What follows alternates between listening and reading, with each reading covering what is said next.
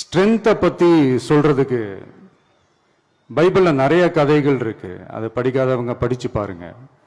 அதுல குறிப்பா உன்னை பத்தி சொல்லணும்னா, ஒரு இளைஞனுக்கு எதிரா தன்னோட சொந்த சகோதரர்களே பொறாமைப்பட்டு அவனை பாழும் கிணத்தில் தள்ளிவிட்டு அதுக்கப்புறம் அவர் எப்படி மீண்டு வந்து அந்த நாட்டுக்கே அரசனாகி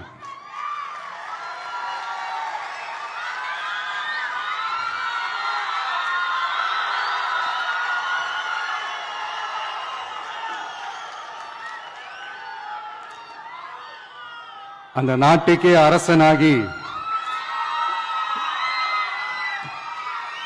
தனக்கு துரோகம் செஞ்ச தன்னுடைய சகோதரர்கள் மட்டுமல்ல, அந்த நாட்டையே எப்படி காப்பாத்தினாருன்னு சொல்லி இந்த மாதிரி நிறைய இன்ட்ரெஸ்டிங்கான கதைகள்லாம் பைபிள்ல இருக்கு. படிக்காதவங்க படிச்சு பாருங்க. அந்த குறிப்பிட்ட கதை யாரை பத்தின கதைன்னு நான் சொல்லி தெரிய வேண்டிய அவசியம் இல்லைன்னு நினைக்கிறேன். அது உங்க எல்லாருக்குமே நல்லா தெரியும்.